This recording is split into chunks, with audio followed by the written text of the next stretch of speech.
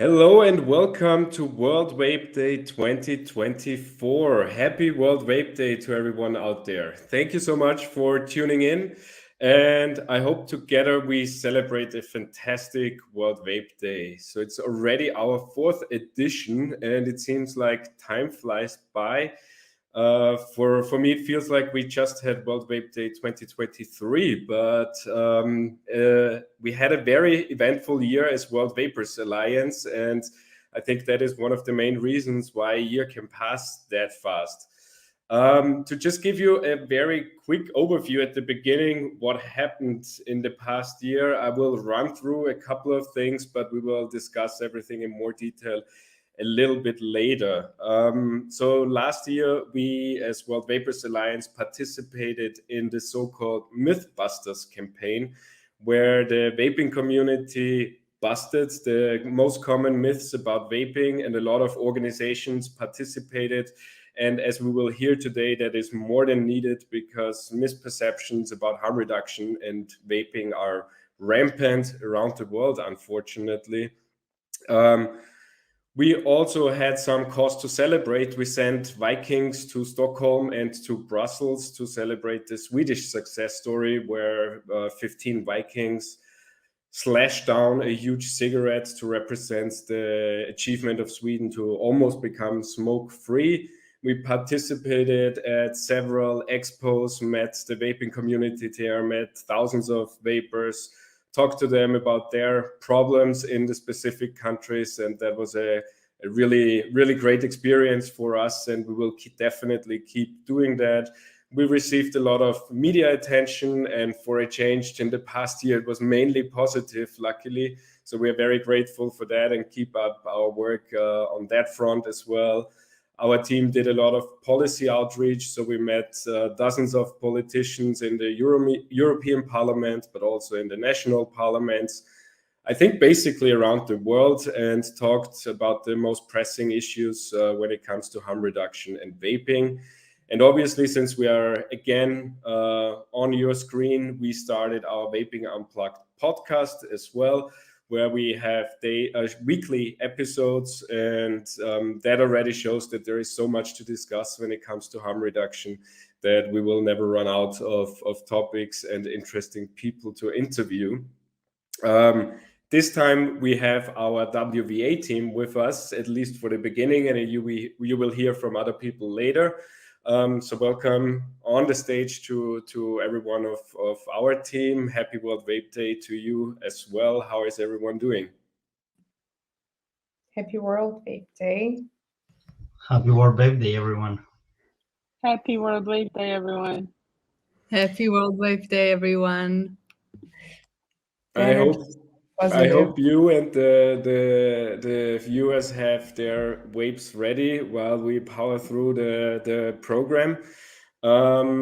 We don't want to talk too much about past events because this year's theme of World Vape Day is the misperception epidemic about harm reduction in vaping, which is out there. And our starting point, or basically the idea, came to focus World Vape Day on this because We Are Innovation, a think tank, commissioned a survey among 27,000 smokers worldwide, where they basically just asked a simple question: is vaping more or less harmful as smoking? And the results are pretty shocking, unfortunately. Overall, it was 74% of smokers who still think that vaping is more or equally as harmful as smoking. So that's a public health strategy, basically, because that hinders a lot of people to switch to less harmful alternatives, because if they think it doesn't make any difference to their health, obviously there is no incentive to switch. And I think the interesting part about this is that the differences between several countries. We have, with the highest amount of misinformation, Brazil, Netherlands, Slovenia, with more than 80% of smokers believing vaping is more or equally as harmful as smoking.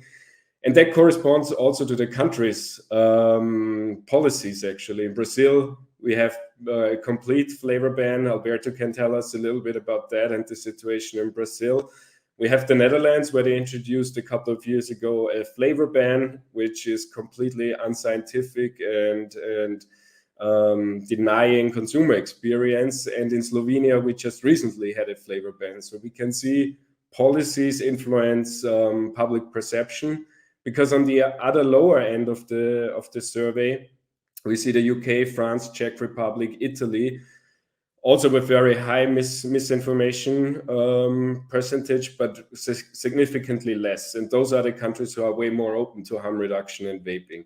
So I think there is an important issue that, on the one hand, policy influences public perception, or the other way around, public perception influences the actual political outcome. Alberto, you looked into this study a little bit. Do you want to tell us a little bit more about it, or what are your thoughts about this?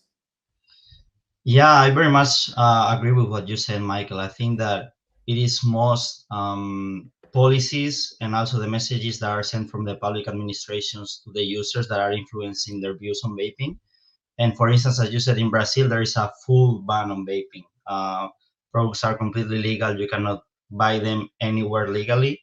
And I think that's pretty much why 90% of smokers there believe that vaping is equally harmful or more harmful than smoking, is because the government is constantly sending them these messages that they should stop vaping because it's worse for their health. So yeah, it's really worrying for us to see the results of this survey. I mean, this is really preventing millions of smokers worldwide from switching, while in the countries that are more favorable towards vaping, so those in which there's a higher share of smokers that think that vaping is less harmful, the number is still not so good. I think some like Italy and other countries which are at the top of the rank in that sense, I think it's only 50% of smokers who think that vaping is better than smoking or safer than smoking. So really a lot of work to do there, fighting these misconceptions and keeping busting these myths.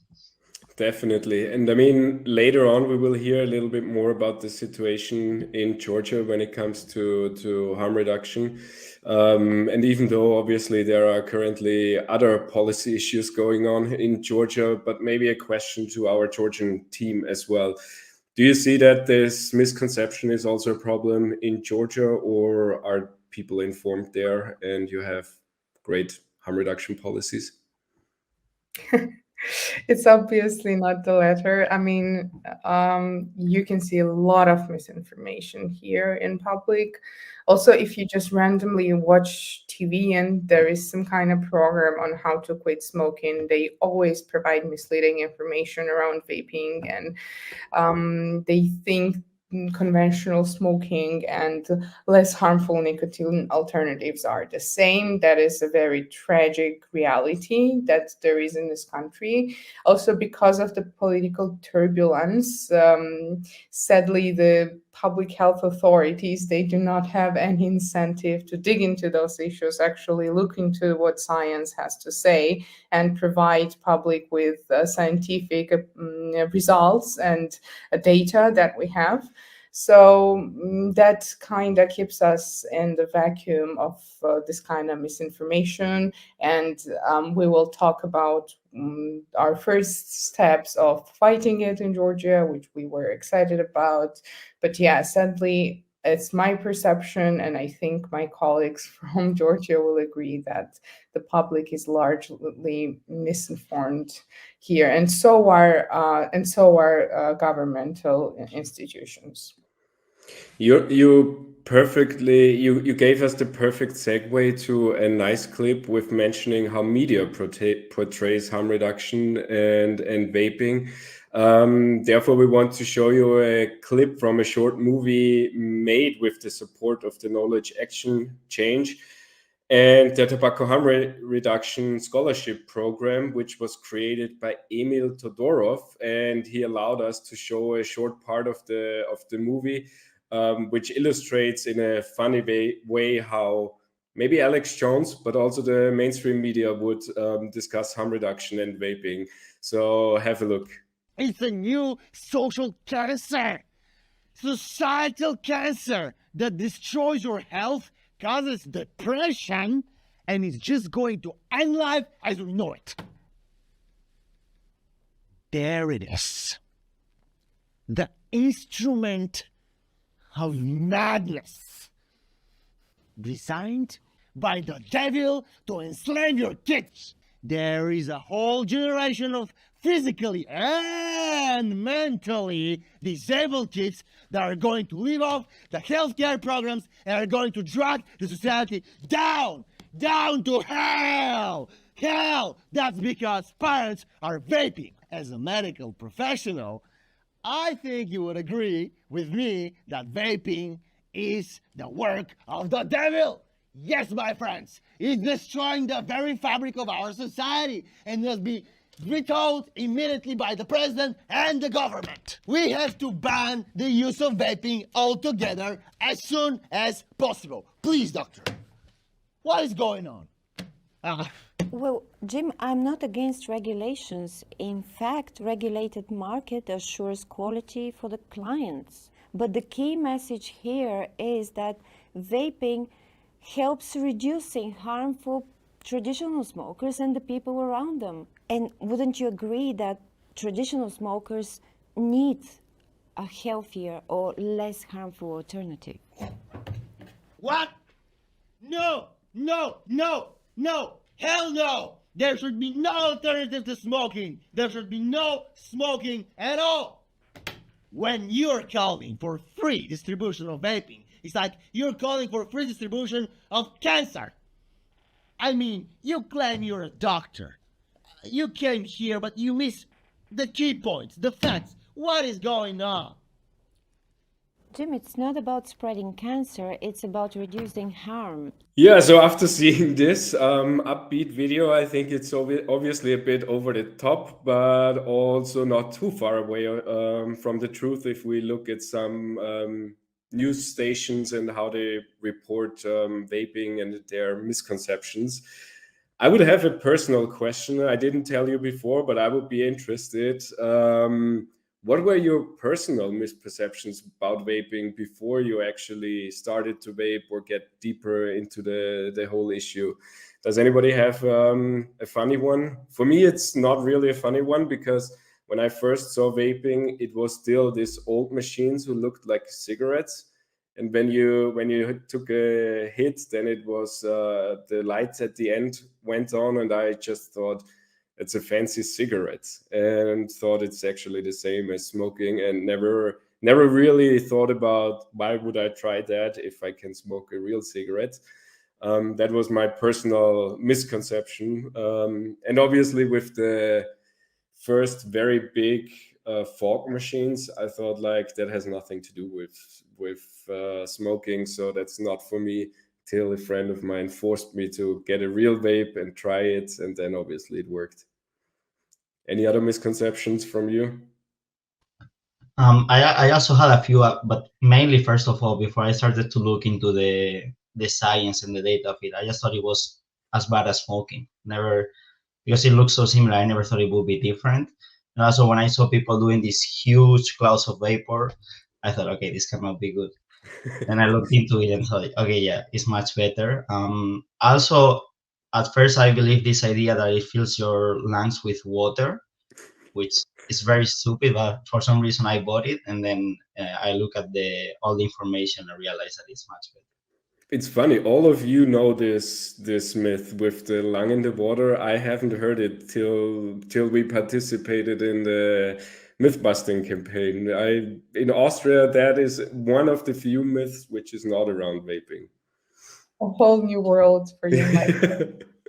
Lika, what about you? Any misperceptions before you looked into vaping?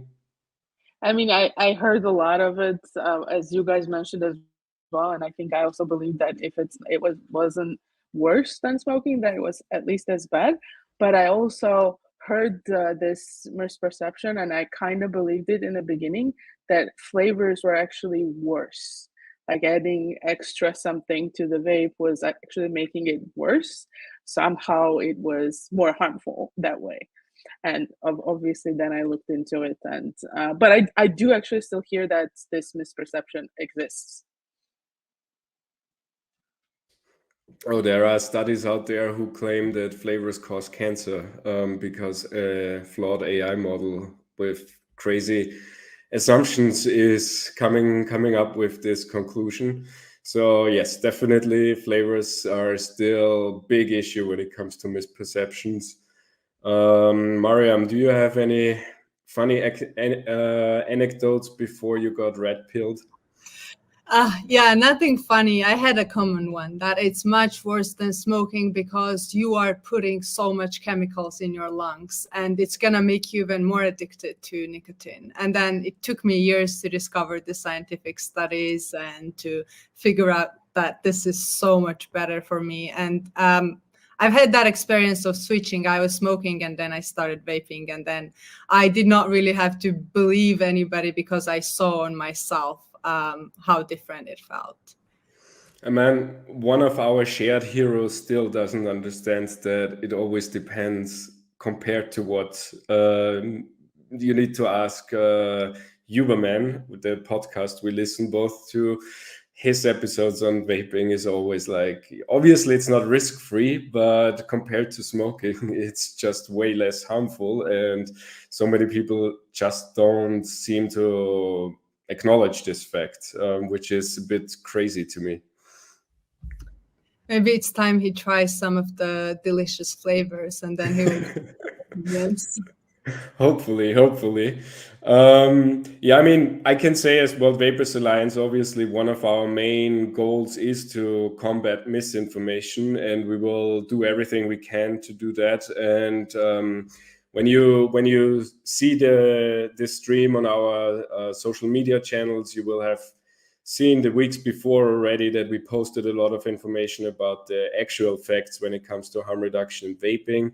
And I recommend everyone to look up our fact sheet on harm reduction, where we have a collection of all the scientific studies when it comes to the most controversial issues like health effects, flavors, taxation, youth vaping, everything you can think of. We tried to put together in a way which is easy readable, and we share it with all politicians as well we meet.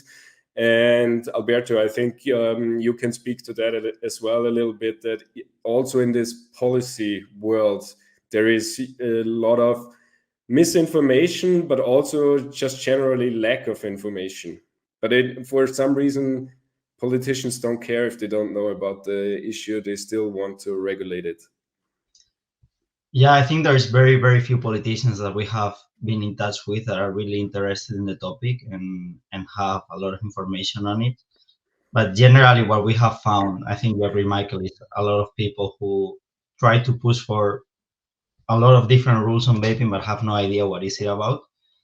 And I think we are sort of changing this by delivering our vaping and harm reduction fact sheets and other documents that we have been working on.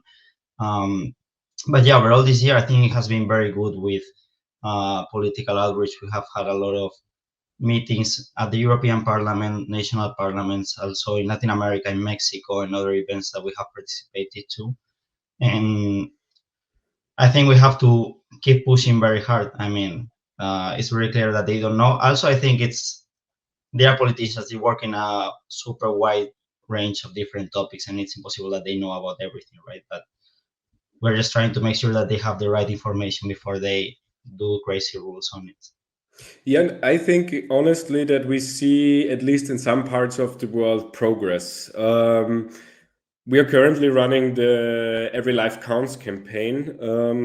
It's still ongoing, and part of this campaign is a pledge for politicians, where they basically sign the pledge and agree that they will embrace harm reduction and not fight it in the future. And we already have 9 signatures of current MEPs or politicians who are running to get elected to the parliament in June. So I think there is a little bit of a change, and I think it helps that consumers are getting more active, because part of this Every Life Counts campaign is also a petition we initiated, and we already have more than 50,000 signatures.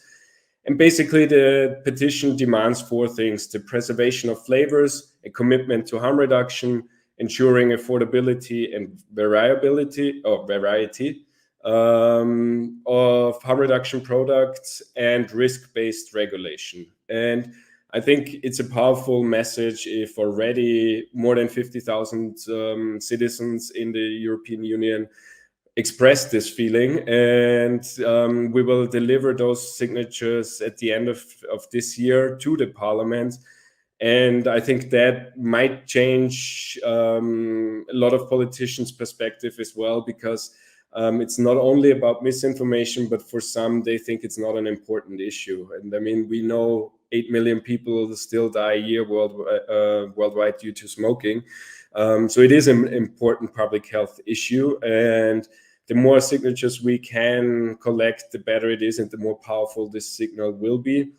So if you haven't signed yet, please go on our website and sign the Every Life Counts petition.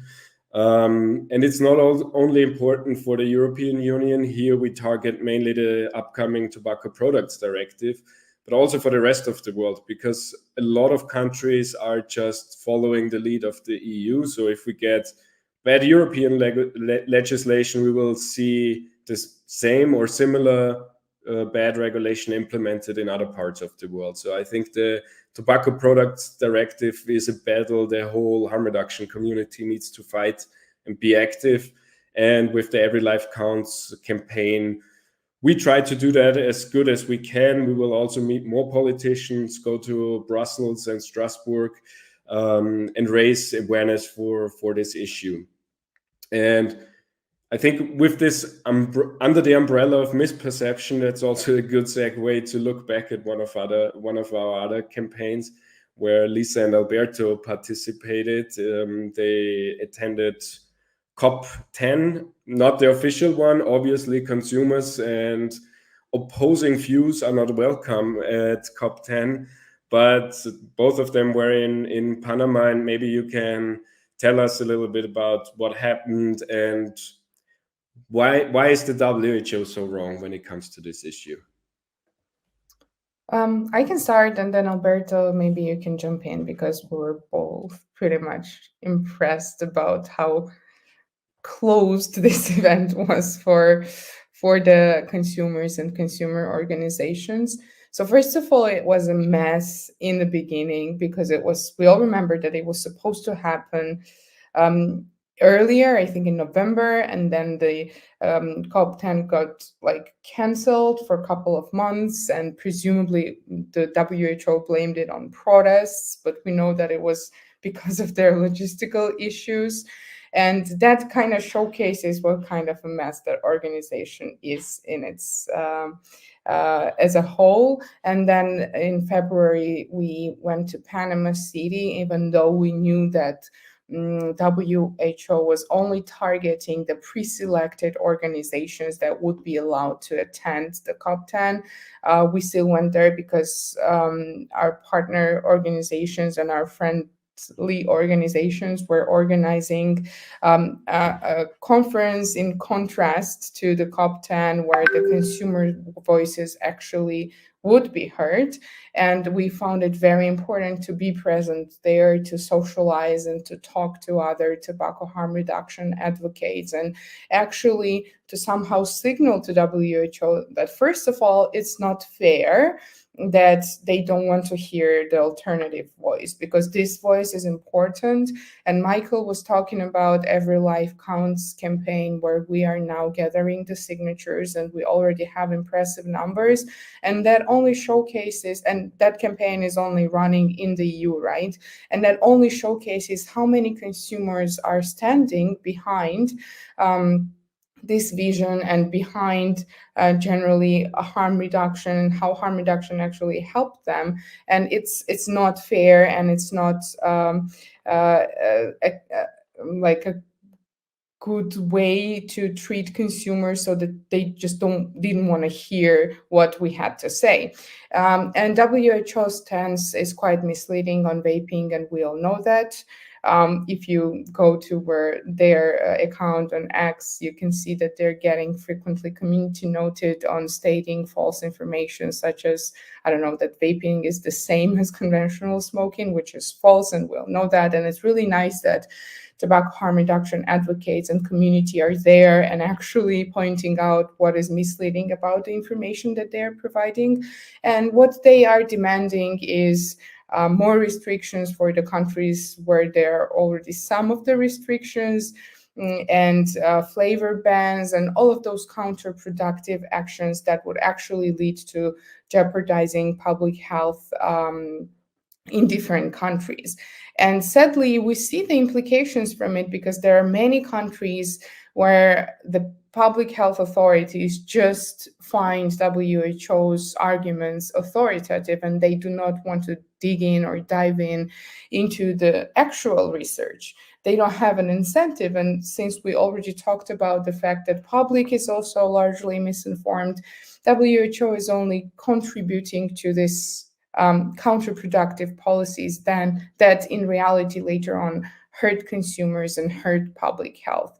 That happened, for instance, in Slovenia, that we mentioned, that there was flavor ban, not only the flavor, like all flavors that we traditionally see that usually the countries ban, but they also banned menthol. And there were different restrictions. We see that for instance in India there is a full-scale vape ban, right? We see the criminalization of consumers in different countries.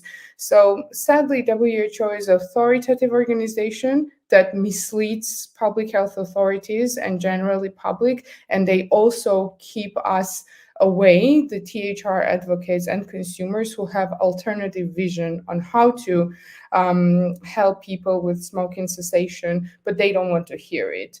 And that's kind of annoying and also a sad reality, but I'm really happy that we were there at Taxpayers Protection Alliance conference, the Good Cop, where we had a chance to talk about the situation all around the world and why is it important for consumers' voice to be present.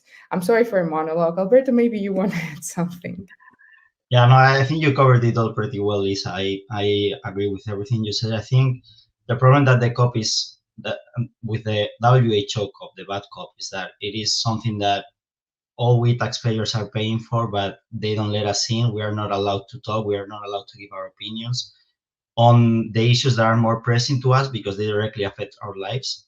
And it was also not just about joining and talking inside. We were not even allowed in to listen to what they were discussing. We're not even allowed to be outside of the venue. It was very dictatorial to see.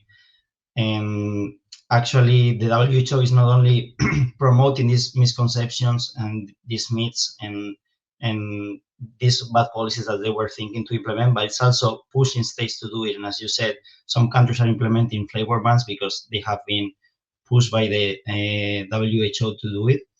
But also in many countries, and Spain is one of them, politicians do not want to meet with consumer organizations or individual consumers because they said that these are influenced by the tobacco industry. And they are blaming everyone on being all together with the tobacco industry so that they don't have to meet with anyone. So overall, it was really something really bad to see. But at the same time, as you said, we were participating at the bad COP, sorry, at the good COP. And it was a great event. We had scientists there, we had vapers, we had people from consumer groups, consumer organizations, and everybody was allowed to give their opinion.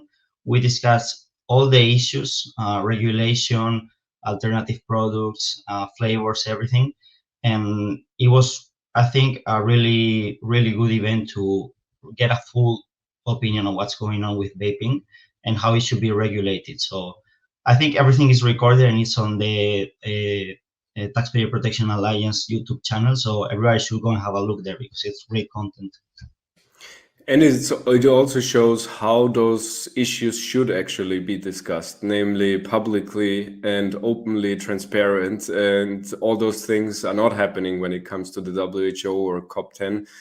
And Lisa, you mentioned the community notes. I love those because basically, I don't know why, but the WHO decided to only spread misinformation now on their Twitter channels, and every single post gets community noted. And I tweeted already a couple of weeks ago that the WHO's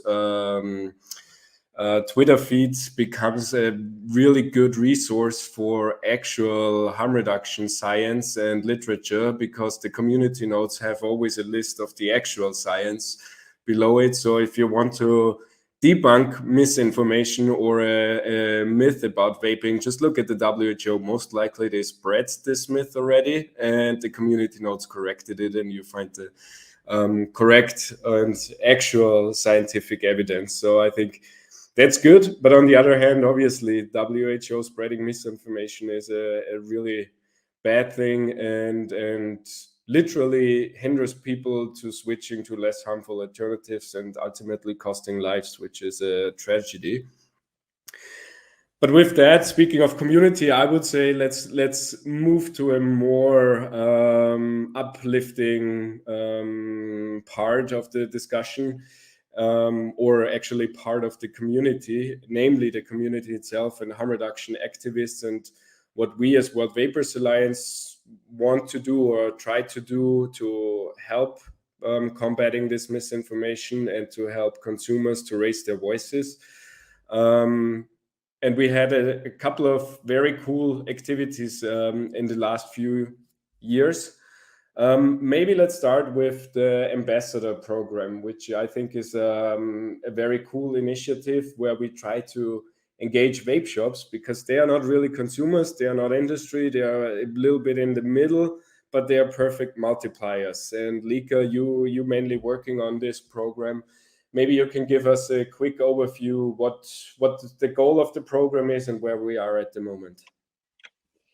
Yes, so WVA has a lot to celebrate this year with our programs growing so quickly, and our ambassador program is also gaining a lot of attention. And our goal is to, as you said, engage and work with as many vape shop owners as we can, as they are also very much in contact in the front line, get daily in touch with vapors as well. So we're highly encouraging our vape shops to get involved in our ambassador program.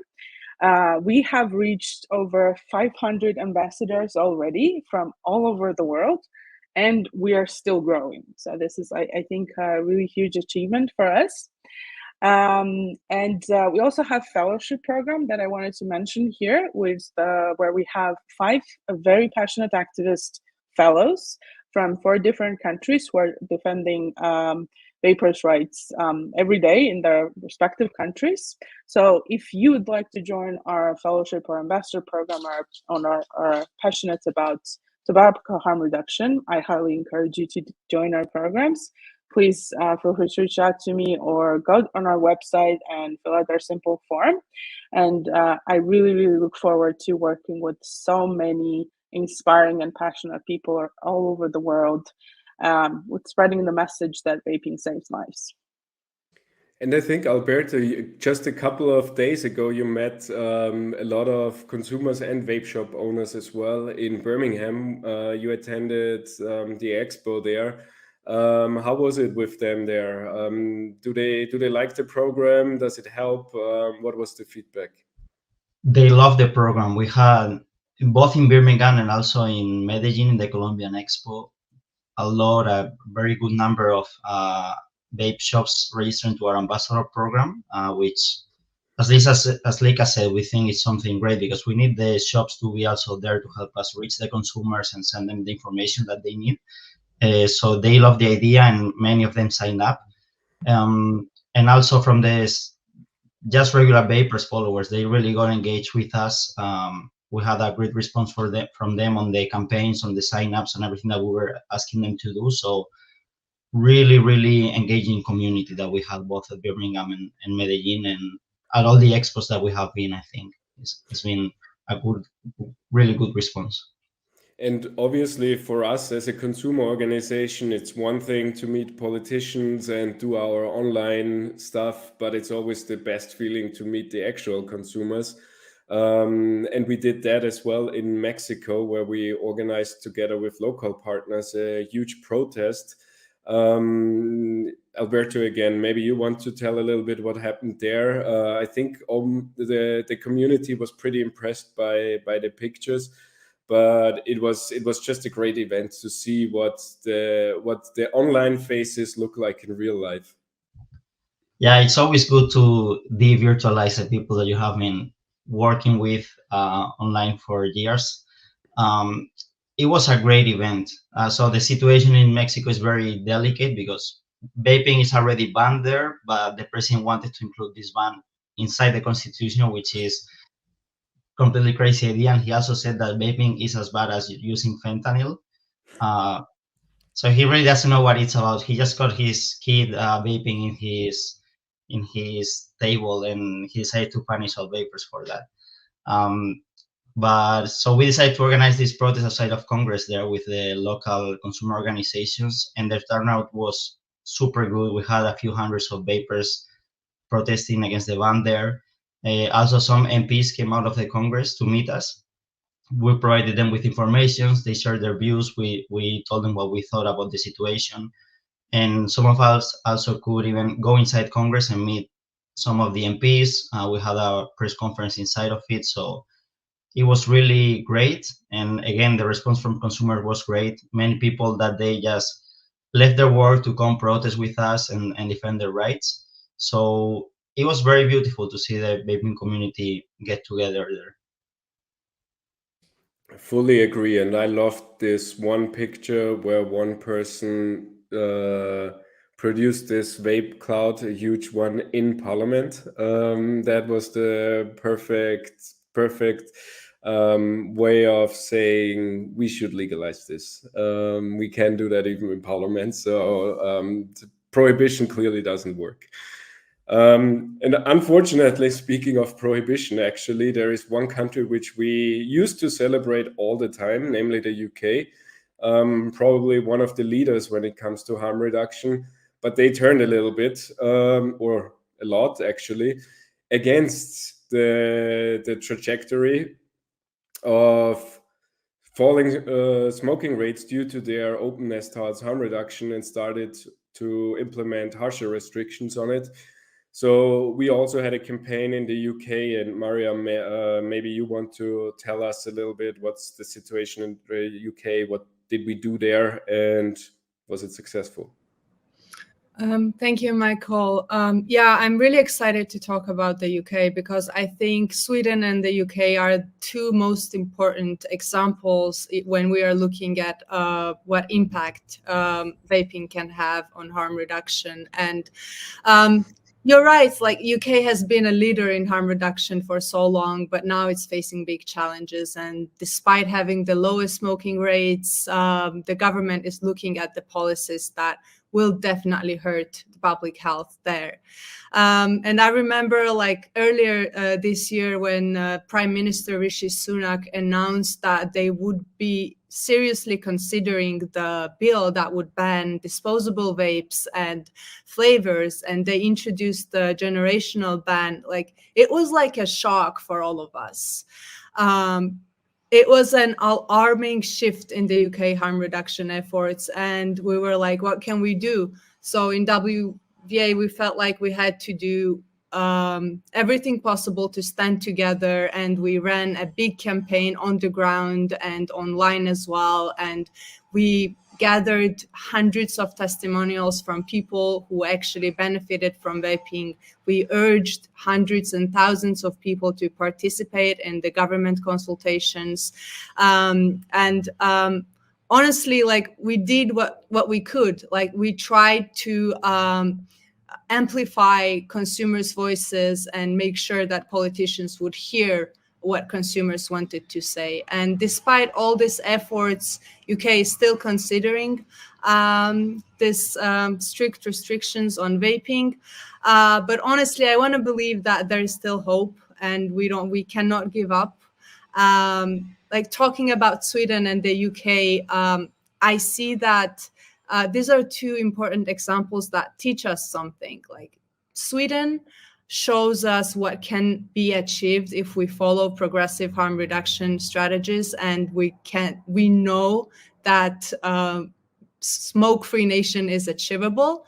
But maybe UK teaches us even more important lesson, which is we cannot take these things for granted. Like us as consumers, as vapers, we should always be on the lookout and be like, okay, this life-saving technology is in danger everywhere and anytime. So we should be ready to fight.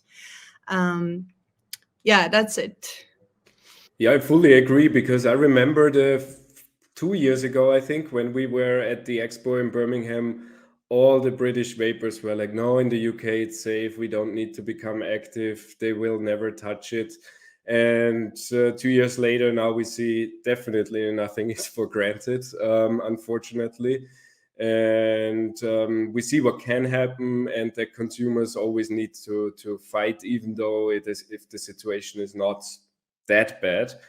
And luckily, Lisa interviewed one person who is very knowledgeable about the situation in the UK, but about vaping and harm reduction in general. And we will listen now to Reem Ibrahim. She's from the Institute of Economic Affairs, and she will give us a lot more insight about the current situation and how this turnaround could have happened. Enjoy. Hello, everyone. As promised, we're talking to Reem from Institute of Economic Affairs, who is a communications officer at IEA, and also Reem also co-authored the E-Vapid solution with Chris Snowdon. Reem is working a lot on tobacco harm reduction in the UK, and today we will be talking a little bit on what's going on in the UK and what are the most common misperceptions around vaping in the UK. First of all, thank you so much, Reem, for making it to the interview with us, and happy World Vape Day. Thank you for having me, and happy World Vape Day to you too. Thanks. So I'm going to start by just an introductory question for our audience and for those who are listening. And maybe you could tell our listeners and THR advocates about yourself and the work that you have been doing with Institute of Economic Affairs. Thank you, Leslie. Yeah, so I work at the Institute of Economic Affairs, which is a free market think tank based in Westminster in London. We've been around since 1955, and we contribute to the better understanding of free markets and individual liberty. So a lot of what I do in my job is communications, so effectively communicating the ideas that very clever academics have to say, and trying to ensure that people like journalists and policymakers, as well as the public, understand those ideas a little bit better. I also co-wrote a paper with Christopher Snowdon, my colleague, who is the head of lifestyle economics at the IEA, on the disposable vapes ban. So the UK government are about to introduce a ban on disposable vapes entirely. And what that will mean is that there'll be huge numbers of adults that will be unable to access a much safer product. And so Chris and I both looked at the arguments around the disposable vapes ban, and we found that there are two main reasons why people want to ban disposable vapes, and that's to protect the children and the environment. And we found that both of those arguments weren't necessarily accurate in the way that people thought that they would be, in terms of the fact that there are double the number of 11 to 17-year-olds that drink alcohol regularly than vape regularly. But nobody was seriously consider a complete ban on alcohol for everyone, just because some teenagers managed to get their hands on it. And the second thing with the environment, with lithium production. Well, if we're going to ban disposable vapes based on the argument that it requires lithium production, then we also have to ban electric cars. But no one is saying that we should ban electric cars based on environmental grounds. So sort of looking at those main two arguments against disposable vapes, and finding that actually, if we were to follow the logic, then we'd have to be banning a whole load of other things as well.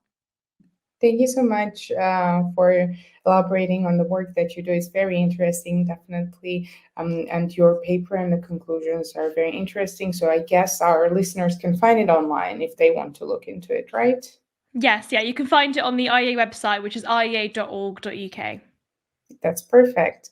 Okay, so I want to talk a little bit about the UK because we all have all THR advocates who are very much supporting vaping. Know that the UK, we have mixed feelings around UK right now because in the UK there have been very progressive harm reduction policies, and we know about that. And then there has been a lot of progress made with a smoking cessation, but now the situation is reversing a little bit. And before we talk about the restrictions or the proposed regulations, I just want to ask you to elaborate on the progress that has been made in the UK. So how the NHS is implementing harm reduction as part of its strategy, and has it been working or not generally for smokers to quit? Yes. So the UK, I mean, up until very recently, we used to be one of the best countries, I think, using smoking cessation tools like vaping. And actually, the NHS, the National Health Service itself, was sort of allowed this swap scheme to happen where doctors would actually recommend and allow smokers to be on a scheme where they would be able to get vapes on the NHS. So it's been widely promoted as a smoking cessation tool, and generally speaking has been pretty good. We don't have any extra levies on vaping products. We're pretty good at allowing adults to make those choices, and vaping has been incredibly successful in allowing adults that safer choice. And there are millions of adult smokers in the UK that have quit smoking as a result of vaping. I think the UK is a really good case study of that. Now, things are starting to change. The tide seems to be turning, and the government are about to implement a bill called the Tobacco and Vapes Bill.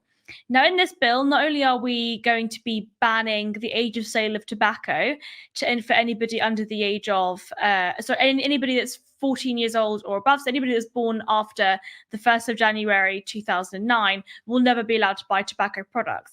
In that also includes heated tobacco products. So things like an IQOS, for example, you will not be allowed to buy either if you were born after the 1st of January 2009.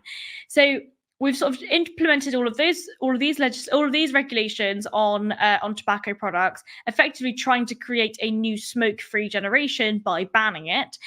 And then at the same time, we're introducing a new levy on vapes, which will increase the cost of e-liquid.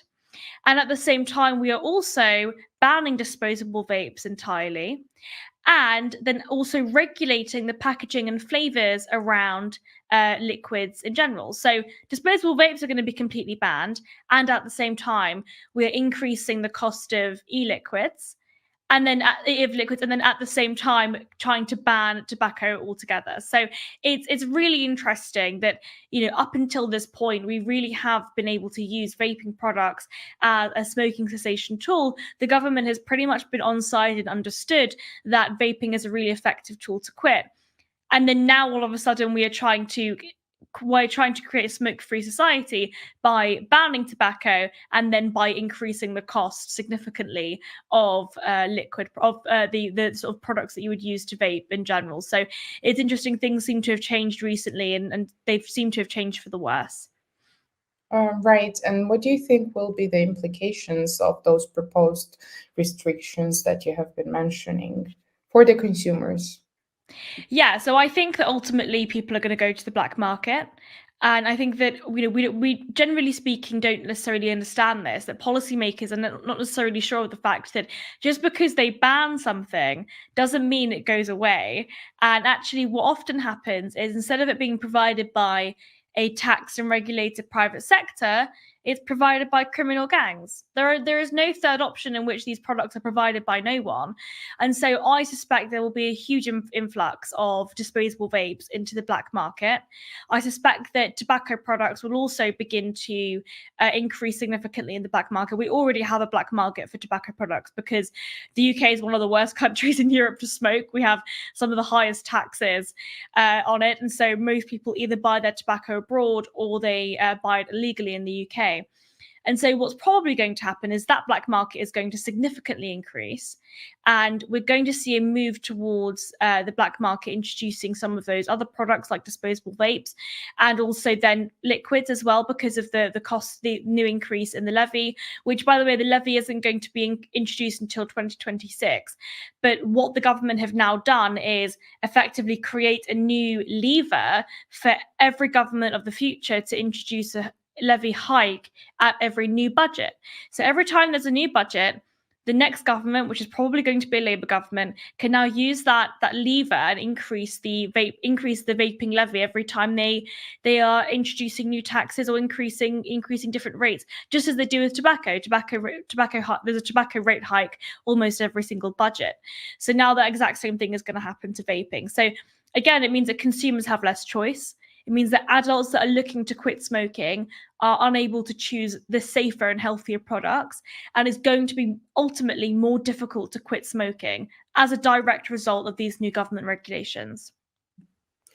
Thank you. We often talk about what could be the reasoning behind all of that, because it's very bizarre that in the country where harm reduction actually has proven to be an effective strategy for smokers to quit smoking, this country is still shifting to the restrictions, which we have empirical evidence that those prohibitionist moves, they do not work eventually for the consumers. So our topic of the day for the World Vape Day is misperceptions around vaping. And I also wanted to ask you whether you think that misperceptions or myths that we usually hear or see about vaping are anyhow connected with those restrictions.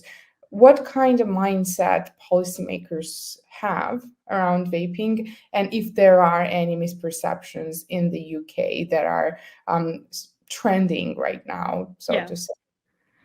Yeah, this is really interesting. I think the first misconception or misperception that many policymakers have is that if they ban something, if they restrict something, it will just go away, that people will just follow the law. I think there is a misunderstanding around the black market and the way in which it operates. And what's interesting is I was talking to a friend saying, the government are going to ban disposable vapes. So in 6 months' time, when it's been banned, we should go up to them and show them that I've been able to purchase disposable vapes in the last month. And they'll be like, well, but they're illegal. How have you been able to do that? Well, you could buy it on the black market. Banning something doesn't make it go away. It just means that it's no longer being sold by private legal companies that are being taxed, that are being regulated. It's now being provided by criminal gangs, which, again, as they are unregulated, it means that we are unaware of what kind of products are actually in them. It means that they can often be a lot more dangerous. And it means that the government aren't able to get a hold on that. So I think the largest misconception, especially in the UK, or misperception, is this idea that actually if the government were to ban something, it just goes away. I think there is a misunderstanding, a fundamental misunderstanding about how the black market operates and also how consumers operate. I think the second thing, now I think that most policymakers are still of the understanding that vaping is safer than smoking. I think the public, however, might not be as understanding. And so, for example, when it comes to the fact that I think one of the largest misconceptions is that we've never been able to create an entirely nicotine-free society, but that adults being able to switch to safer products, safer alternatives other than smoking, actually is a good thing because it means that they are able to use healthier products. I think that there is a misconception when it comes to the idea that adults or like people that are becoming adults will never use nicotine products in general. And so there is this idea that, teenagers that become adults, that they start vaping and they've never smoked before, and that is in itself a bad thing. But actually, if that adult was going to choose smoking over vaping. If those are the choices as an adult, they could have chosen smoking, but instead they chose vaping because that's also on the market and it's much safer. I would rather that. I would rather the adults of the next generation choosing safer products than smoking, where they otherwise would have been choosing smoking. And again, these regulations that the government are implementing are just making that even harder. It means that vaping is no longer not only just safer, but it means it's no longer extremely less expensive than smoking. Smoking is, smoking a pack of cigarettes nowadays is costing about like £20 ish, sometimes a bit less than that, because of how high the taxes are, which is huge. It's the most expensive in Europe. And yet now we're increasing the taxes we're introducing a new tax on vaping, which means they're more expensive. So if you're a consumer and you're wanting to buy a nicotine product, making the safer one more expensive is just a bad thing to do from a public health perspective. And so I think there's a huge misconception around the behavior of adults, but also the behavior of new generations of adults when they start to experiment with nicotine use. Thank you so much. You've mentioned that policymakers are more informed about harm reduction. And if you go to the NHA's website, actually, and read about vaping, there are a lot of myths that are debunked on the website for the consumers to understand why vaping might be a better choice for them if they smoke and want to give up smoking. When we have this part of your public health institutions working towards harm reduction, then we have public, as you've mentioned, that might be misinformed. What do you think leads to that? What kind of component keeps public misinformed around vaping? Yeah, that's really interesting. I think a lot of it is misinformation online. So you see huge numbers of articles online where adults are doing that, and there are those kind of articles. But also, I think a lot of this is the Prime Minister Rishi Sunak legacy shopping. There was a video very recently of him going into a school and finding, I think it was like different multicolored disposable vapes, and he tipped them out onto a table, and then he announced that he was going to ban disposable vapes. And it was really funny because it was almost like they were trying to look like disposable vapes were some kind of hard drug, and like he's like, oh look, we found all of these confiscated vapes in the school. And it's pretty funny in that way, and also kind of feeds into that fear that just there is this disposable vape epidemic, that disposable vapes are bad because children are getting their hands on them, without the understanding that it is already illegal for under 18s to buy disposable vapes. So if they are getting their hands on it, it is due to a lack of enforcement, not a lack of legislation. And that's effectively the argument that Chris and I made in A Vapid Solution, that it's a really bad basis for legislation to effectively ban something for everyone. There is no sort of preemptiveness for this kind of legislation. There is no record of these kind of legislative initiatives where you're banning something for everyone because people that are already banned from buying it manage to get their hands on it. Like, that doesn't happen in any other situation, so I don't know why we're doing it with vapes. So I think a lot of it is fear-mongering, a lot of it is online misinformation, and some of that misinformation, at least the narrative behind it, is being driven at the very top by the Prime Minister. Thank you. I also wanted to ask you a quick question about WHO and the stance that WHO is taking. Do you think that might also be connected? Because we have seen that they have been community noted many times because of providing false information, for instance, that vaping is the same as conventional smoking, yes. Posting about that. And they have this stance, basically, they don't want to acknowledge that vaping is less harmful than smoking, and they consider it to be the same. Do you think that narrative from WHO can be contributing to the panic among public? Yeah, absolutely. I think the WHO stance is absolutely part of the reason why there are the huge spurs in misinformation, especially online. The fact that the WHO have effectively recommended to governments to restrict flavours, ban certain flavours, and also, in some instances, say maybe consider a ban altogether on vaping products, I think is absolutely astronomical. The fact that this is from the World Health Organization, which is supposed to be a science-led, evidence-led organization that looks at health and looks at public health and looks at policy initiatives that actually work. And the fact that they are promoting policies that would actively make it more difficult to quit smoking is absolutely obscene. Yeah, it's a sad reality, especially because they don't want to hear an alternative voice that is coming from us, from THR community and consumers who have been struggling with smoking, and then vaping or any others less risky nicotine alternatives helped them to quit, actually, and they are seeing the results now. But WHO doesn't want to hear the voice of consumers, which is really a sad reality. But in these circumstances, and that would be my last question, what would be your message to consumers in the UK and worldwide? How should we deal with all of those restrictions that will be counterproductive both for our choice and public health overall?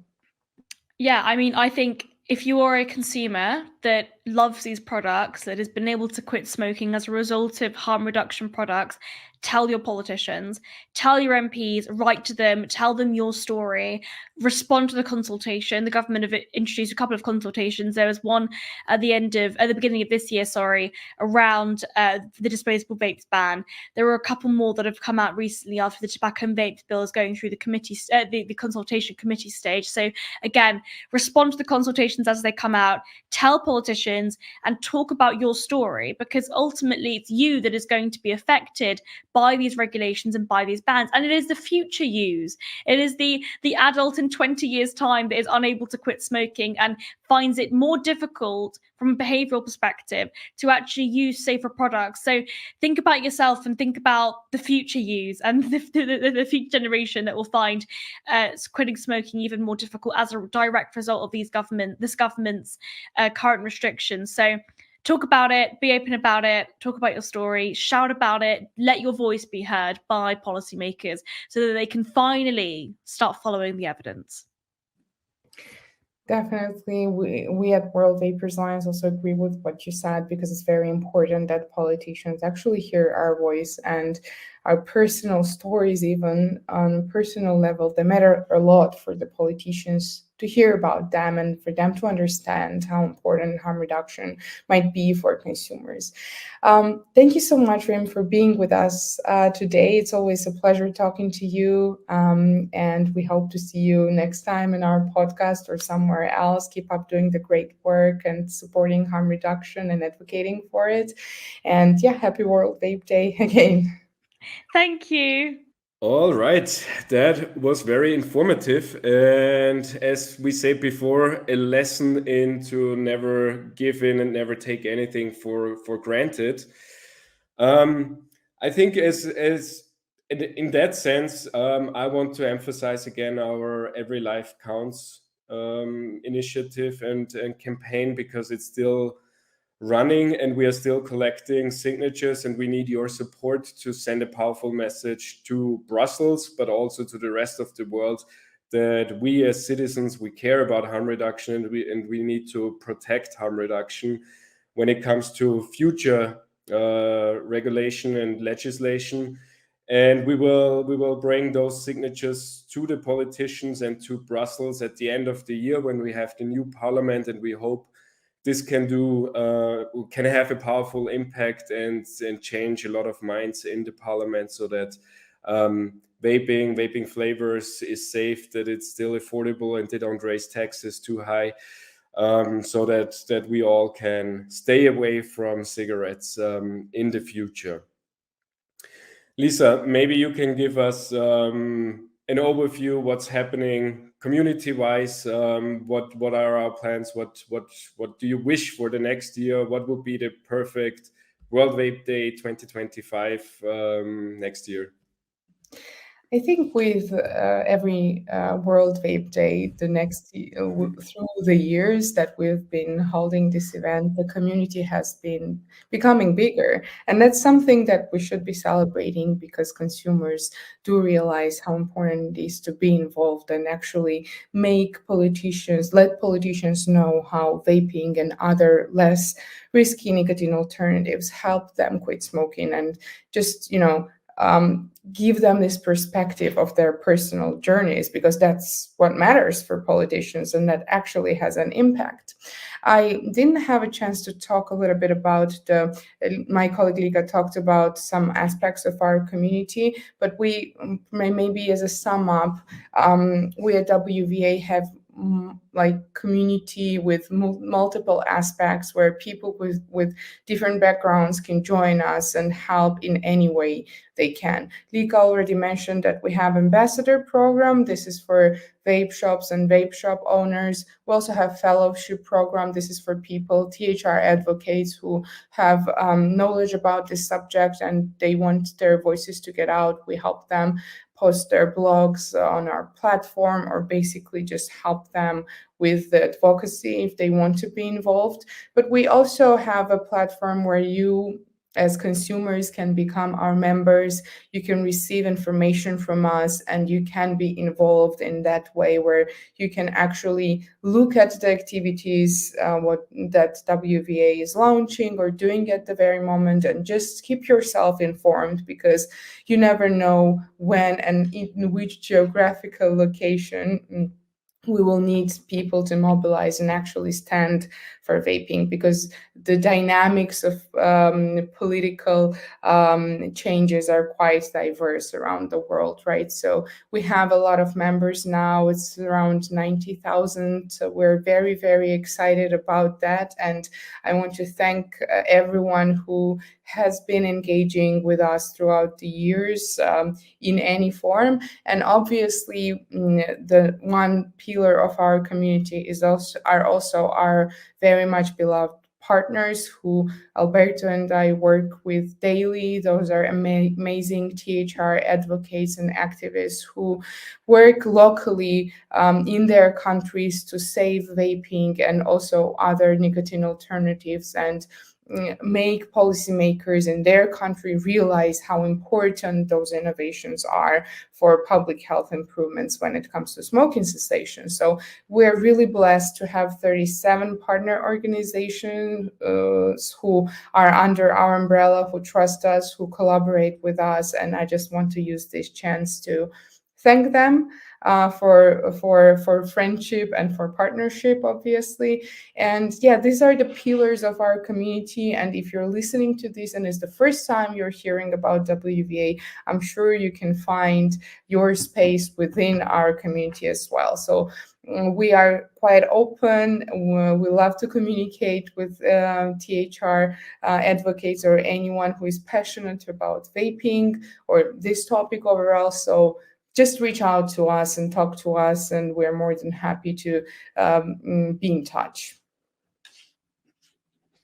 And obviously, everyone who wants to become a member can become a member. But if you want to do more and see if there is a consumer organization in your country, just check on our website where we have all partner organizations listed. And sorry about that. And check out our social media channels, because today and yesterday you will see a couple of greetings from our partners. And as Lisa said, we love them and we love to work with them. And it's always a great pleasure to cooperate and do everything we can to save harm reduction around the globe. And I think with that, we can wrap it up. As a short notice, after us, you will be able to listen to Federico Fernandez, who is the president of We Are Innovation, who commissioned the survey about perceptions of smokers when it comes to vaping. And we recorded with him a more detailed interview where we go into the research they are doing and the great resources they are providing for us. So if you're interested in that, just keep listening here. For us, that's it. And I wish you a happy World Vape Day. And I think the rest of the team as well. Happy World Vape Day. Happy World Vape Day. Happy World Vape Day. Bye-bye. Bye-bye. Bye. In the overall ranking, the top three are the UK, Sweden, and Slovakia. And on the bottom, unfortunately, you have several countries from Latin America, my region. You have Australia, you have Turkmenistan. You have countries that are really doing very badly, that basically have forbidden everything. Hello, world. Welcome to the Vaping Unplugged podcast. Everything you need to know about vaping and tobacco harm reduction.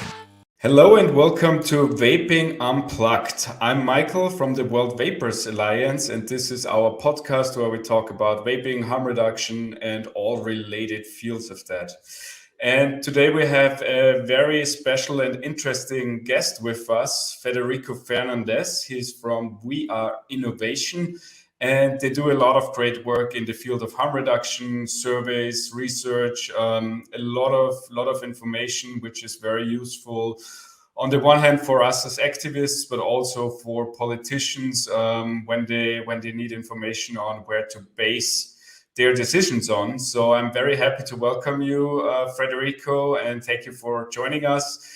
Looking forward to talk to you about your latest work. And I would suggest maybe you start with a short intro, who you are and what We Are Innovation is doing.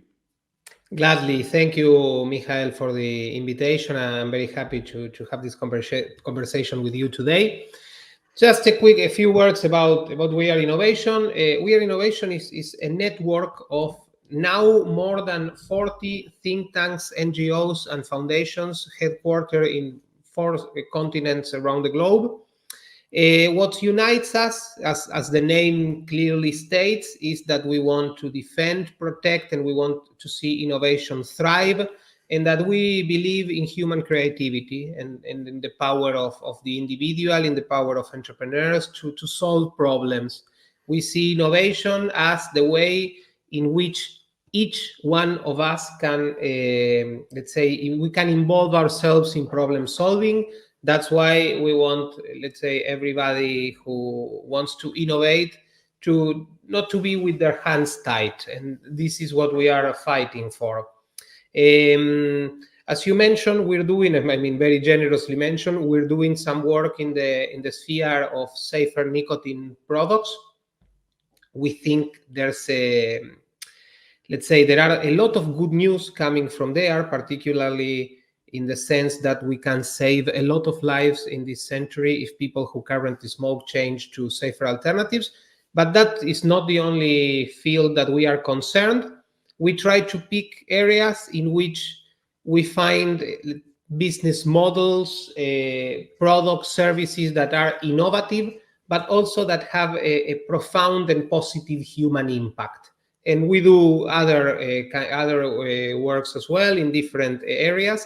But for what I just said, this is why we are concerned in safer nicotine alternatives, because this definitely there is a lot of innovation in this sphere, and there is a lot of positive impact in people's lives. Yeah, and I think especially for vaping, it's applicable because it's the prime example of a consumer-driven innovation where people say, hey, I want to stop smoking, but the alternatives which are out there at the moment, they don't work for me, so I need something better. And then people started to innovate and create their own solutions. So a perfect example, I would say, how innovation can change even a traditional field like smoking cigarettes, where there were 0 alternatives a couple of years ago. So that's very, very interesting that you had the same vision and also looked into this area. Let's get right into what you did in the last few months, because it's quite a lot actually. I would suggest let's start with the general one. Just this week, I think you published a new survey where you asked smokers certain questions about vaping and harm reduction. What are the results? Is everyone fully in the know and everyone accepts vaping is less harmful than smoking? Let's see. The study is very simple, but it needs a little bit of a longer explanation. In any case, I'll try to be very, very quick. Myself personally, and We Are Innovation as an organization, we are extremely optimistic for the future. We think that the future is going to be different from the present because it's going to be better. But that doesn't mean that there are no obstacles in the road, and there perhaps from time to time there are either yellow lights or even green lights or red flags, red lights or red flags or something that you should pay attention, because it could become a big problem. And I suspect, and we even were discussing this before we started taping, the results of our latest survey, and I'll go to it in a second, were not a surprise for you and people like you, your colleagues, I'm sure, because you are, let's say, part of the people who are very much involved in issues that have to do with harm reduction and safer nicotine products.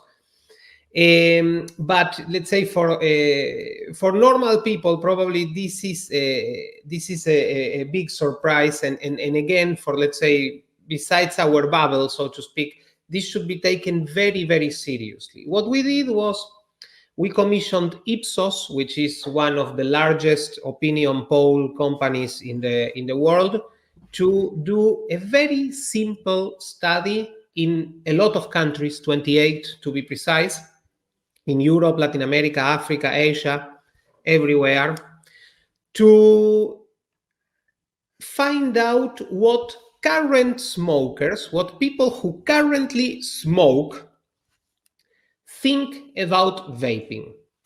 Because vaping is probably vaping, better said, is the let's say the biggest alternative to cigarettes right now. There are other products, and they are also great. We are, let's say, quite agnostic regarding our views about safer nicotine products, but vaping is the largest and the better known alternative by far. So we wanted to test it with something that was very clear for them. And the results are, let's say, as I said, are something to be taken very, very seriously. Because in general, if you take an average of the 28 countries that we made the question was, for smokers, what we asked them was very simple, was, do you smoke, how regularly, and if they passed the criteria, and of course they had to be 19 years old or older. Okay, if you're, let's say, a regular smoker, what do you think about vaping? Do you think vaping is as harmful as smoking, even more harmful than smoking, or less harmful than smoking? Extremely simple. But from this very simple study, as I said, the results and the consequences of those results can be very complicated. Because if you make an average of all the countries that we polled, 74% of the smokers that we consulted think that vaping is as harmful or even more harmful than smoking, which is with peaks, for instance, in Brazil of 90%, which really is, I don't know if you could find any other issue that has such level of almost unanimity of misinformation. It's unbelievable. So, and why is this important? Let me bring another opinion poll that we did last year. Last year, we consulted ex-smokers in Sweden who switched to healthier, safer alternatives, more innovative alternatives, like snus, vaping, nicotine pouches, or heated tobacco. The main reason they did this was to take care of their health. So, and we know, and we can discuss later what are the excellent results that we are seeing in Sweden, and almost smoking be disappearing as we knew it, which is an amazing news. How is a current smoker going to switch to a safer alternative if they consider, for instance, that vaping is as or more harmful than smoking? This is really, when of course, and you and your audience, don't need me to explain this. This is this has nothing to do with reality. This would be like if I ask you, what is safer, drinking 2 liters of vodka per day or 2 liters of water per day, and you say no, water is as or more harmful than vodka. Well, your liver is going to have problems. The science is not clear yet. We have no long-term studies about that. Exactly. So this is, and again, we are a very optimistic organization. We are a very positive organization, but that doesn't mean that you have to run away from reality. This hasn't changed our outlook, that we are still very optimistic, but there is a problem. There is a misinformation problem. There is something that, and again, there are different explanations, and I'm sure, people like you and other stakeholders in this area probably can offer explanations why this is happening. But what we wanted to show with this poll is that this is a fact. This is happening, and we have to assume that many smokers around the globe think that vaping is not a safer alternative considered to combustible cigarettes, and that's a deadly mistake. Yeah, it's terrible results actually, because if we think about those people, because we always think about numbers, but if we think about this one single smoker who really believes that vaping is more harmful and keeps smoking and hurting himself, that's a tragedy, and also from a public health perspective. And what I would think is, if it would be the general public, I think it would be even worse numbers, because the smokers are probably even a bit better informed about consequences of smoking and alternatives, because they are involved with the topic a little bit, to some extent at least, but the general public has no idea, or even less idea. And with that, I want to move into your other project a little bit, because obviously if the general public thinks vaping is actually worse than smoking, nobody will push for better regulation or sensible consumer-friendly regulation. Everyone just accepts when a politician say, oh, let's ban this because it will improve public health, because people are misinformed about that. And you did a really interesting index where you looked at tobacco harm reduction policies in different countries. And there are substantial differences. Maybe you can get a little bit into what you did there and what the main results of it were, or what we could draw from this in comparison with the misinformation, because apparently it doesn't automatically translate in policies, luckily. Yeah, that's a very good question. What we wanted, we this year we published the second edition, the 2024 edition, obviously, of the Effective Anti-Smoking Policies Global Index. It's a project that we are extremely proud of. We measured this year 69 countries, and we are about to, and this is, this is the first time I'm saying this in public, we're about to add two new countries, the Philippines and Turkey. So we'll have in total 71. We'll make a little update very in a couple of weeks. So we're very excited about that as well. But so far we have measured 69 countries, which have a combined population of 5.5 billion inhabitants. That is basically 70% of humanity nowadays. So for us, this is a huge undertaking. It's a lot of work, and we're extremely happy and proud that this project could see the light this year. And let's say, which problem are we trying to solve with this index? What you cannot measure, you cannot improve. And particularly for countries who are not doing perhaps the best job, and they have a lot of room to improve, for improvement, it's good to know, okay, which are the countries that are perhaps doing it better. And the index, even though it's a quite sophisticated ranking, what we are basically doing is measuring what are the regulatory policies regarding the regulatory and public policies in general, because we've also measured a few other things that are not strictly regulations. What are the policies? What are the public policies regarding what we consider are the four alternative and more and safer nicotine products that could help us eliminate smoking as we know it? And these products are vaping, heated tobacco, nicotine pouches, and snus, and combining those the results of those 4 products measured individually, following a certain methodology that it's explained in our website. I don't want to bore you with all the details. By the way, the website of the index is antismoking.global. We get you can see like the full ranking, the overall ranking, and you can see also the ranking per product. In the overall ranking, the top 3 are the UK, Sweden, and Slovakia. And on the bottom, unfortunately, you have several countries from Latin America, my region. You have Australia, you have Turkmenistan. You have countries that are really doing very badly, that basically have forbidden everything, and a lot in between. One thing I want to highlight, Michael, and sorry for the length of the reply, is that from the 5.5, let's say, billion people that are part of our index somehow, less than a billion live in countries that are in the top 20. In the top 20, you could say it's the policies are quite reasonable. Then it starts to degrade, and after the 30th position, you start finding a lot of prohibitions, a lot of really anti-innovation, very close policies.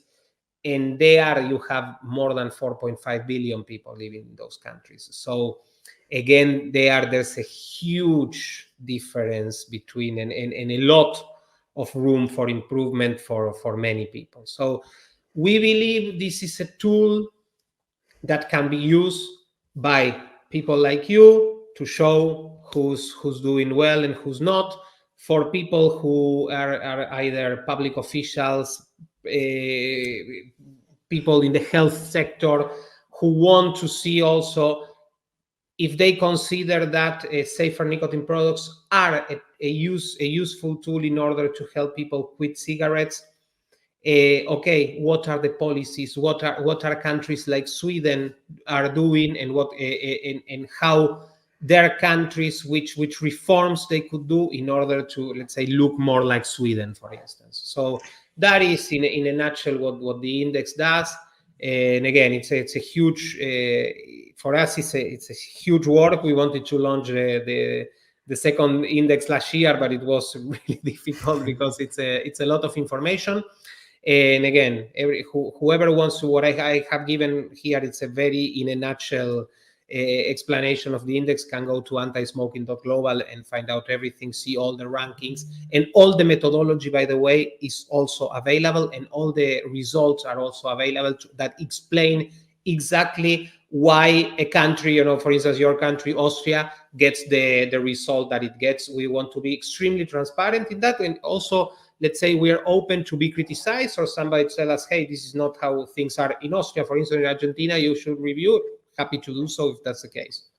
Yeah, I highly recommend to all the listeners to have a look at that. It's a really helpful resource, especially it's impossible for one person to keep up with all the different regulations all over the world. So that's a very great one place to go and one source to have that. It's really cool. I would like to ask you about one specific country a little bit more. Maybe not the UK, because I have a feeling in an updated version, maybe next year they will go down a little bit, unfortunately. But let's quickly talk about Sweden. What are they doing well, and where do they differentiate against the lower ranking countries? So a lot. I mean, Sweden is really, please, we are not advocating that countries should copy paste what Sweden has done, because in general these things don't work like that. But definitely Sweden can work as inspiration for many countries around the globe.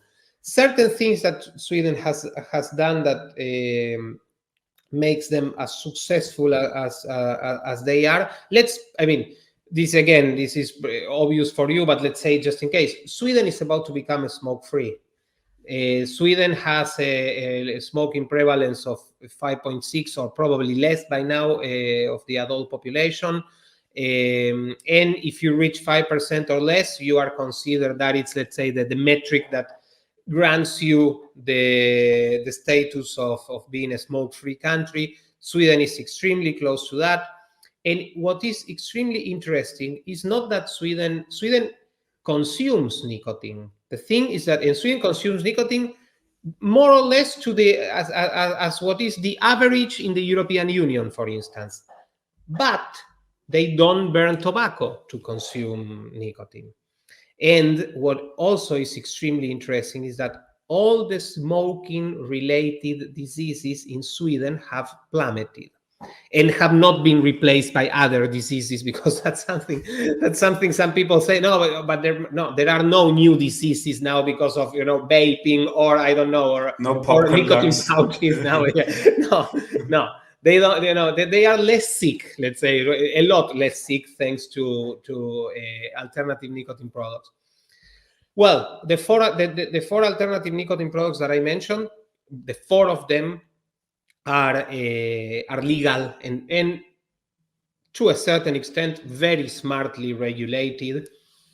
By the way, another very important thing, even though in Sweden the public authorities have never been, for instance, as pushy against at least one of the products as the UK ones have been with vaping, at least for now, or the New Zealand authorities have been about vaping. They never, let's say, went as far as recommending these products or one of these products as a smoking cessation therapy.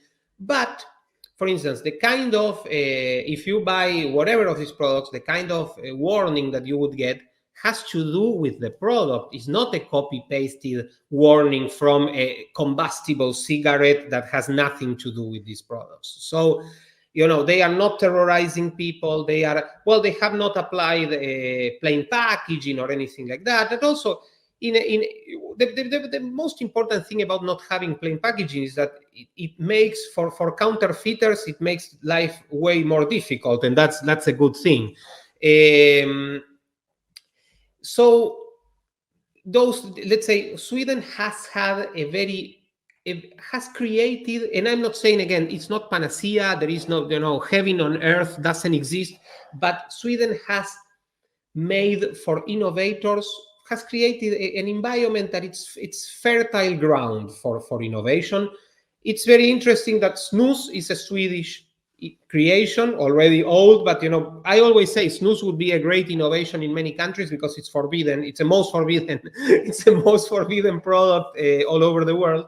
And also nicotine pouches are a Swedish invention. So that tells you also something of what kind of climate they have.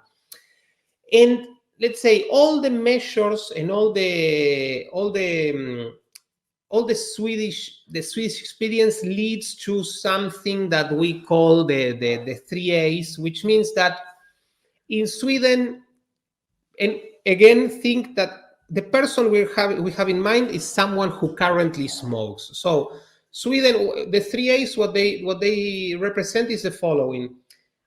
How would you make life easier for someone to switch to a safer alternative? And well, in Sweden, these products are accessible for a smoker, let's say, for an adult smoker. The alternative nicotine products can be bought through different retail channels. That includes online, and this doesn't mean that minors, underage people buy them, but they are relatively easy to get. They are acceptable by a smoker. In what sense? In the sense that these products come in different levels of nicotine. If you smoke 60 cigarettes per day or something like that, a little bit of nicotine is not going to give you what you need, and you'll immediately go back to your cigarette consumption. It's like that. So these products can be found with different levels of nicotine and different levels of and different flavors as well. Flavors are extremely important in order to remove people who smoke and give them a more suitable alternative. So again, in Sweden, this thing is present. And these products are affordable in the sense that for instance, particularly in how they are taxed. The taxes that that burden them represent in a way the different levels of safety or risk, however you want to consider it, that they have. And combustible cigarettes are taxed substantially higher than alternative nicotine products. In the case of Sweden, particularly with snus. So, which snus is still quite popular. There are other differences you could make about snus regarding men and women and other stuff, but we can talk about that or not. But these things have created an environment that basically made Sweden a smoke-free country, because in Sweden, as we see it, they have found the missing piece of the, let's say, the anti-smoking puzzle, which was allow innovators to do what they do best, which is improve our lives. And in Sweden, innovation has played a major role. They also have the same policies that come from the World Health Organization, and basically every country in the world applies. They also have the policies, the anti-smoking policies that emanate from the European Union, and every member of the European Union applies, but they have much better results. And our explanation for this is that in other countries around the globe, what is missing is allowing innovative nicotine products to play the part that they can play in order to take people out of smoking.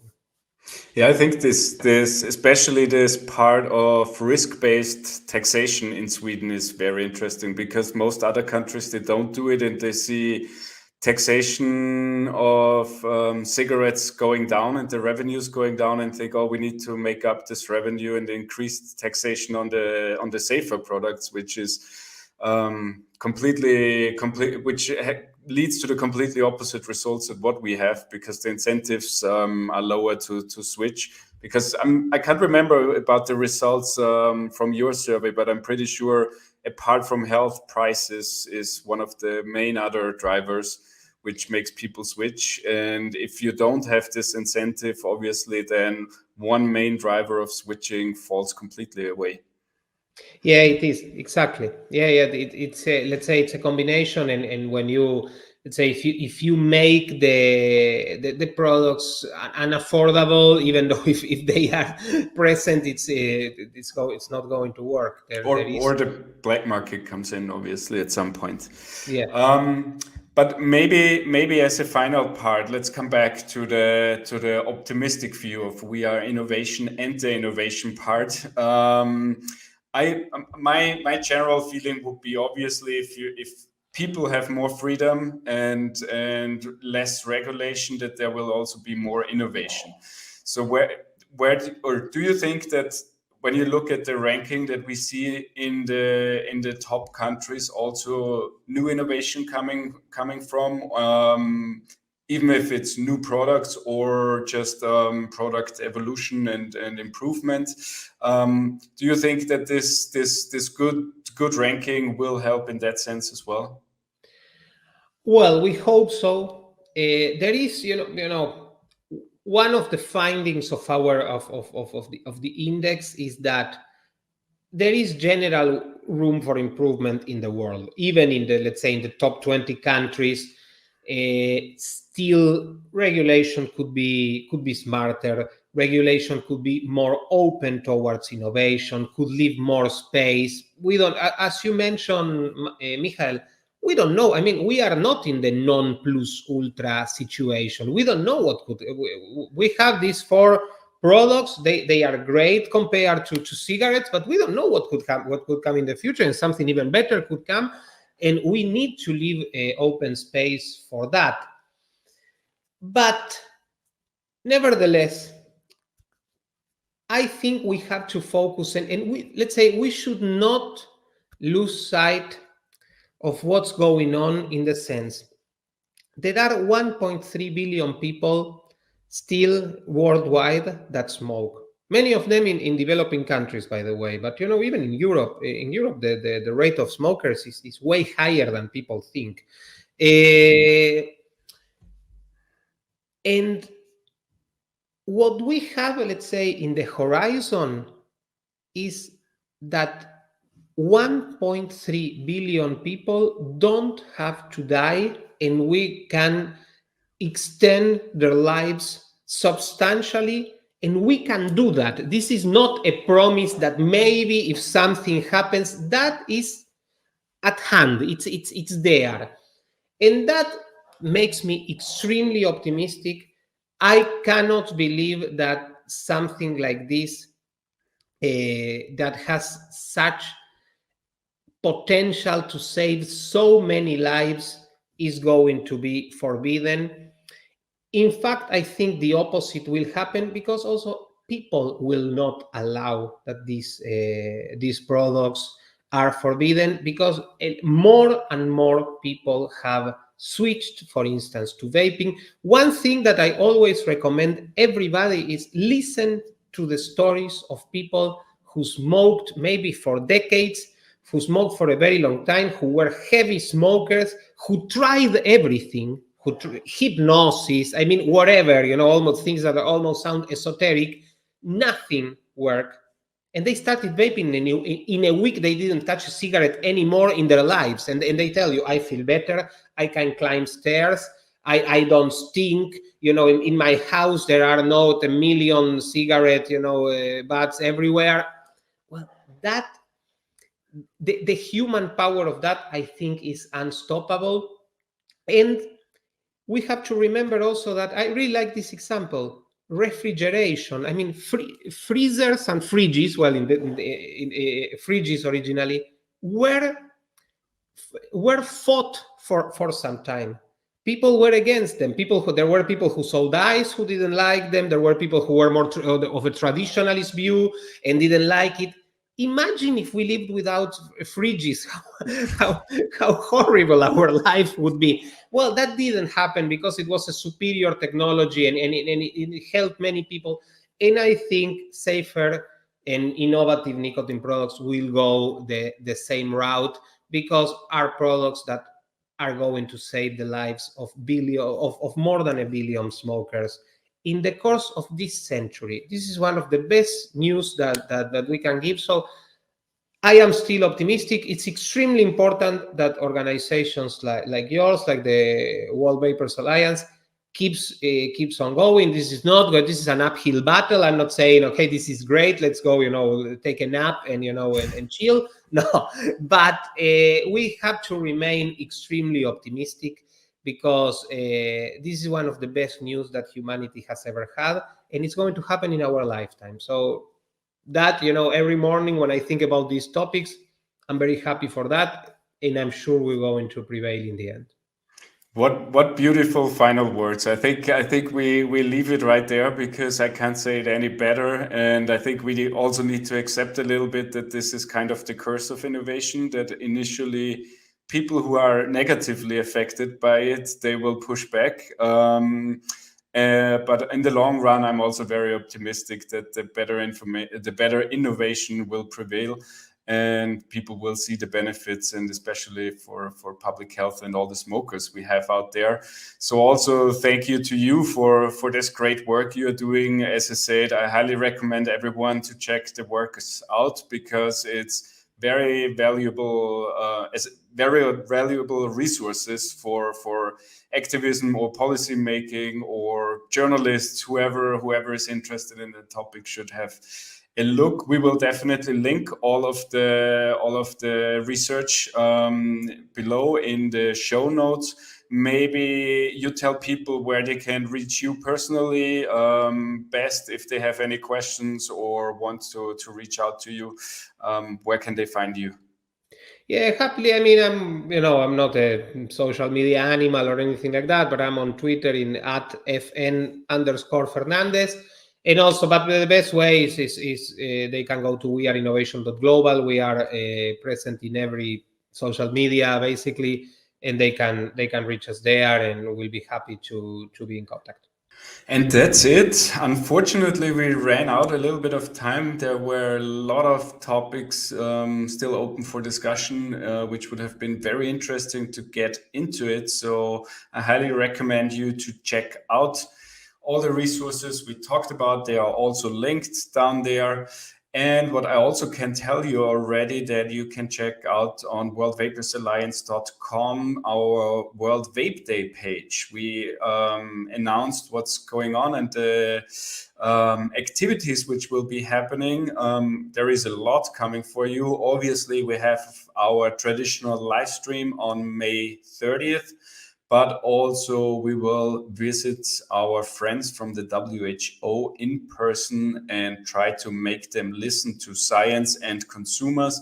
So keep an eye on our channels. We will inform you, and check out worldvapersalliance.com, and there you find World Vape Day as well. So I hope you enjoyed this episode and hope to see you soon again. Take care and vape on.